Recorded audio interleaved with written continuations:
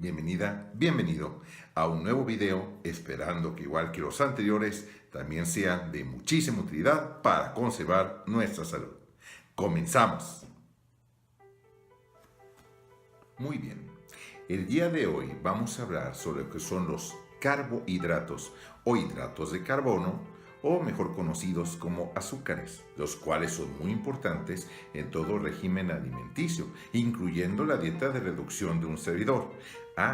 Pero ¿qué diferencia tenemos entre tener azúcares que sean refinados, los cuales son utilizados para endulzar alimentos como pueden ser las galletas, o también pueden ser el pan dulce, los pasteles, los chocolates? Y cómo tenemos otro tipo de azúcares que no son tan refinados y que vienen acompañados de fibra, que son muchísimo más recomendables en la fase de reducción, y el por qué. De eso vamos a hablar en esta ocasión. Comencemos por saber de dónde provienen los azúcares. Obviamente nosotros los vamos a encontrar en la naturaleza, por medio de las frutas, ya sea los cítricos, como la naranja, la mandarina, la toronja, y otras frutas como puede ser la papaya, el melón, la sandía, la piña, etc. Tenemos muchísimas frutas de las cuales podemos utilizar. Pero también las podemos encontrar en algunas plantas, como puede ser la caña de azúcar, como puede ser el agave, como puede ser la planta de stevia, que se ha puesto un poco de moda en últimas épocas. Y las grandes empresas utilizan sobre todo las plantas para poder adquirir mayor cantidad, mayor concentración de esos azúcares y así poder endulzar los alimentos que nosotros llamamos industrializados. Pero no nos vayamos más lejos. Vamos a empezar por entender qué es refinar. A final de cuentas, los azúcares, cuando nosotros los comemos, necesitamos hacer un proceso. Si yo, por ejemplo, tengo una mandarina, que es el ejemplo que vamos a utilizar, y yo obviamente la pelo y la voy masticando con todo y bagazo, entonces estoy teniendo un gasto de energía. Un gasto de energía simplemente en estarla manipulando, en estarla masticando, en estar haciendo digestión, porque tiene que llegar obviamente primero a la boca nuestras glándulas salivales, que van a secretar una amilasa salival, y posteriormente llegar al intestino, donde viene la amilasa pancreática también. Entonces, a final de cuentas, el organismo está gastando energía. Pero ¿qué pasa si antes de comerme la fruta la extraigo en jugo? Voy a un extractor o simplemente la exprimo, que va a salir una cantidad aproximadamente así, pero en la cual pues únicamente lo que tengo que hacer es tomármelo y que entre al organismo directamente los azúcares. ¿Se entiende la diferencia? Ahora bien, podemos irnos a las grandes empresas, las cuales se dedican a procesar precisamente los azúcares que encontremos en las plantas. Vayamos a un ingenio.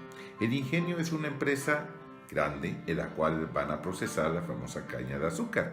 Y la caña de azúcar, al irla procesando, ir extrayendo esos azúcares que vienen ahí contenidos, se van a tener diferentes compuestos. El primero, que es muy utilizado, viene a ser el piloncillo. El piloncillo es un poco refinado, pero a final de cuentas no tanto como si lo seguimos haciendo hasta que llegamos al azúcar mascabado. El azúcar mascabado o azúcar morena, que viene a ser, aparte de algunas mesas en México, se supone que no es tan dañino como el azúcar blanco. Y tienen razón, porque si yo lo sigo refinando va a venir el azúcar blanco. Pero al final de cuentas todos son azúcares, ¿eh? Ahora, después de que sigo refinando ese azúcar blanco, pues vamos a tener lo que viene a ser las mieles, los jarabes, las jaleas, hasta que vamos llegando a componentes muy pequeños, como vienen a ser los monosacáridos. Entre ellos el más conocido, y sobre todo el que viene de la fruta, es la fructosa. Aunque existen algunos industrializados como la maltodextrina, el jarabe de alta fructosa, que ya está ya más concentrado, que se supone que le da una potenciación muy buena a los alimentos, pero reitero, mientras más refinado, más fácil entra a nuestro cuerpo. Y recuerden lo que vimos en la plática de las dislipidemias, que la gran mayoría de la gente, sobre todo en México, y si tiene antecedentes diabéticos, el exceso de azúcares refinados puede generar la formación de grasas dentro del cuerpo, entre ellos los triglicéridos, y a largo plazo una resistencia a la insulina, que esto nos puede llegar a dar más adelante una prediabetes. Vean los videos número 3 y el video número 8. Continuamos. Muchos pacientes, cuando vienen a su consulta, me preguntan y me dicen: oiga doctor, pues es que yo voy a la tienda y veo la famosa tabla nutrimental de los alimentos y dice que tiene menos calorías que otro. Y pueden tener razón. Pero recuerden que no nada más es contar el número de calorías, sino qué tan fácil entran a nuestro cuerpo. Y ahí en específico los azúcares, mientras vamos refinando más, entonces, reitero, se van a absorber muchísimo más fácil a que si yo, como hice el ejemplo de la mandarina, lo mastico y empiezo a hacer digestión de la misma. Por eso mismo en la dieta de un servidor solamente viene permitido lo que viene a ser el jugo de naranja, de 2 naranjas o de una toronja, porque en el resto del día yo recomiendo que las frutas sean de una en una porción, masticadas, para que a final de cuentas vayan dando poco a poco los azúcares, pero con el gasto de energía correspondiente. Entonces la persona se va equilibrando, se va sintiendo bien, sin necesidad de requerir el famoso pan dulce o de las galletas a media tarde, ¿verdad? Y ya que estamos en eso, luego también me preguntan mucho de los cereales.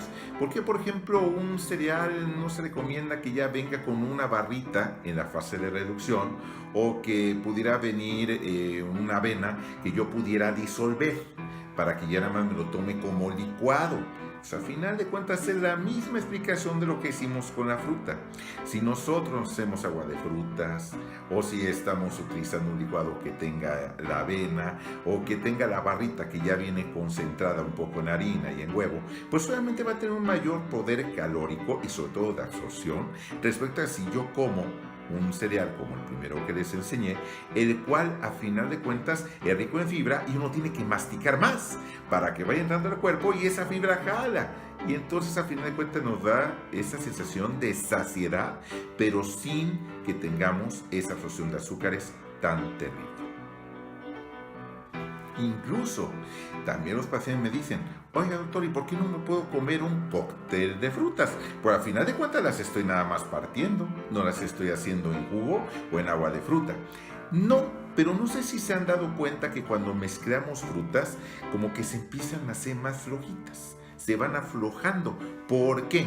Porque, sobre todo las que son cítricas, la piña, tienen algunas propiedades que se encargan de ir disolviendo la pared celular vegetal. La pared celular vegetal hace que uno tenga que masticarlo, como cuando uno mastica una manzana. Pero si esa misma manzana la dejo con un cítrico, se va a ir poco a poco carcomiendo esa pared celular y se hace mucho más fácil su absorción. Es la principal razón por la cual no recomiendo el cóctel de frutas. Aparte, recuerden que si yo como muchas frutas de un jalón, voy a exagerar, vamos a comer 30 frutas. Obviamente no me van a caber. Pero si hipotéticamente yo me las pudiera acabar, pues voy a tener de golpe y porrazo el azúcar de las 30 frutas. El organismo una partecita lo utiliza para lo que necesita y el resto de energía de reserva. Eso es lo que tiende a ocurrir formando las grasas, como ya lo habíamos mencionado. Ahora, si nosotros tenemos la fruta ya de una en una porción cada 2 a 3 horas, pues obviamente el efecto va a ser muchísimo más poco a poco, como nosotros buscamos que el paciente lo tenga. Y hay algo importante: si yo comí las 30 frutas, si ya pasaron 3, 4, 5 horas, pues ¿qué creen? Que ya hice digestión de las 30 y me puedo incluso marear por baja de azúcar después, porque cuando yo tengo un gran ingreso de azúcares, mi insulina empieza a aumentar los niveles también. Y entonces luego el paciente, sobre todo cuando come pasteles, luego dicen: ay, comí pastel y hasta me mareé. porque la insulina no está funcionando adecuadamente. A lo mejor el paciente no sabe que ya es prediabético. Ya quedó claro, ¿verdad? Esa es la razón por la cual existen algunas frutas que se pueden comer en mayor cantidad, que son las frutas recomendables, y otras que son muy fáciles de absorción o tienen un gran contenido calórico. Cada nutriólogo tiene su formación diferente. Recuerden que al final de cuentas yo soy médico, pero tengo los conocimientos de nutrición necesarios para manejar el tipo de la dieta que nosotros les damos para bajar de peso. Entonces, en la dieta particular de un servidor, pues evitamos algunas frutas como el plátano, el mango o las uvas, porque al final de cuentas en la fase de mantenimiento sí las podemos utilizar como una fruta más y de preferencia que no sea la noche, porque la noche todas las calorías que yo llegue a comer pues obviamente se tienden a almacenar, el exceso, ¿eh? Pero bueno, hasta ahorita hemos hablado únicamente de azúcares simples, que tienen mucho los monosacáridos, especialmente la fructosa, porque es la más rica de la fruta. Pero está la glucosa, está la fructosa como tal, pero podemos tener disacáridos. Vamos a poner un ejemplo. Si yo utilizo la galactosa, que es otro monosacárido, junto con la glucosa voy a tener la lactosa, que es un azúcar que viene nuevamente de la leche y que algunas personas, sobre todo al paso del tiempo, ya no pueden digerir bien y entonces tienen que utilizar leches deslactosadas. Pero es un azúcar, no tiene nada que ver con las grasas que la leche tenga. De eso ya trataremos en otra plática. Ahora bien, tenemos azúcares complejos. Los azúcares complejos vienen a ser dos. La celulosa, que es como si yo comiera papel y no lo pueda absorber. O también tenemos los almidones. ¿Qué creen? Los almidones, el organismo tiene la capacidad, sobre todo en el intestino, de desdoblarlos y que sean una tremenda cantidad de azúcares refinados, especialmente glucosas. Es la razón por la cual un servidor prohíbo el consumo en la dieta, ya sea del arroz, de la papa en cualquiera de sus presentaciones, del elote o de las pastas. Obviamente que nosotros quisiéramos comer harinas y quisiéramos comer otro tipo de alimentos. Es dieta a final de cuentas, pero no se trata de renunciar a lo que nos gusta, sino de modularlo y de vez en cuando podernos dar algún gusto con protección. Eso ya lo hemos visto en pláticas anteriores, pero sí es muy importante tomar en cuenta el por qué esos alimentos, aunque no sepan dulces, no están permitidos dentro del tratamiento, porque dentro nuestro cuerpo lo va a procesar en muchos azúcares, como si hubiera comido 100 dulces. ¿Ok? Ahora vamos a hablar de uno de los principales villanos, no solo a la dieta de un servidor, sino a la salud en general de la población por los malos hábitos que tenemos. Y me refiero al consumo excesivo de los famosos refrescos. Los refrescos pues tienen un contenido de azúcar tan elevado y tan refinado que si yo me tomo un vaso, vamos a poner un vaso como este, voy a llenar la cuarta parte del vaso de pura azúcar. ¿Se imaginan si me tomo 2 litros de refresco? Y esos azúcares pues obviamente en exceso nos van a hacer daño, ya lo hemos visto. Luego me dicen, ¿y por qué no puedo tomar refresco dietético? Bueno, ahí la razón es totalmente distinta, porque a mí me interesa que dentro del tratamiento tomen bastantes líquidos para que puedan orinar bien y por ahí puedan estar eliminando los cuerpos cetónicos, que a final de cuentas son los refinados de grasa que vamos a ir poco a poco quitando del organismo. Y no me interesa que el paciente esté consumiendo los refrescos que pueden tener alto contenido de gas y entonces consumo menos líquido, o igual que el agua mineral, con grandes cantidades de sales, que a lo mejor me producen retención de líquidos. Pero reitero, los refrescos normales y especialmente los cocalómanos son los que tienen más problema por este altísimo consumo de azúcares en la bebida. Bueno, pues ya solo me queda hablar sobre lo que son los sobrecitos para sustituir el uso del azúcar. Entonces, pues vamos a hablar un poquito de ellos. El primero que salió a lo largo del tiempo fue la sacarina, el cual pues no daba el mejor resultado, porque aparte no tenía un sabor muy agradable, producía algunas molestias a las personas como taquicardias, entre otras molestias. Posteriormente empezaron a llegar los sobrecitos de colores. Empezamos con los rositas, el famoso Sweet Low, el cual también era como un azúcar bajo en calorías, pero pues sí las tenía, por eso se fue poco a poco bajando el uso.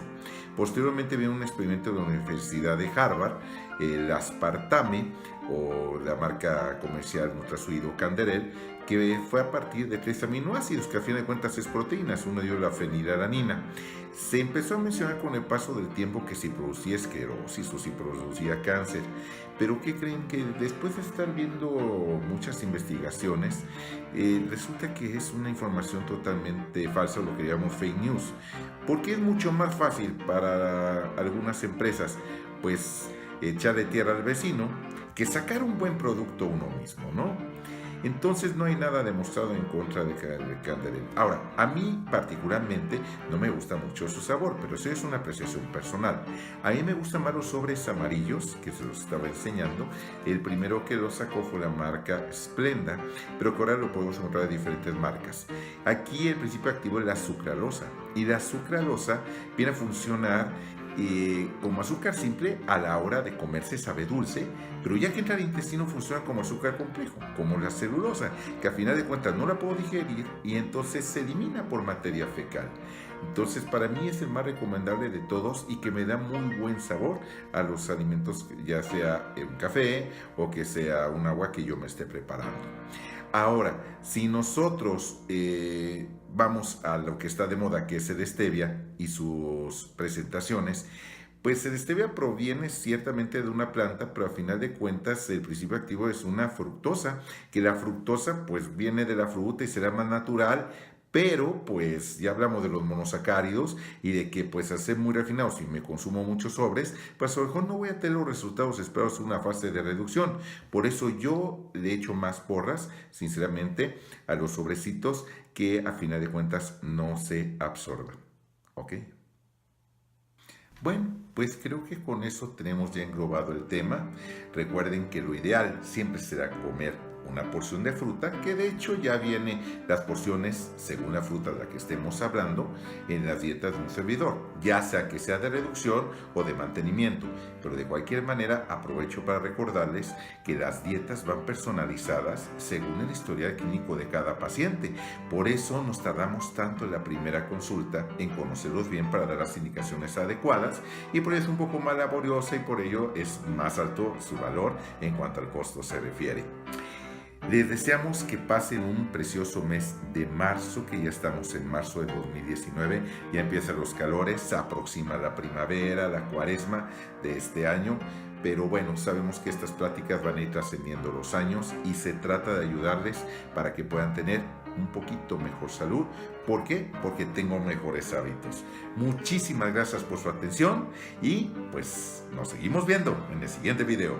Hasta luego. Adiós.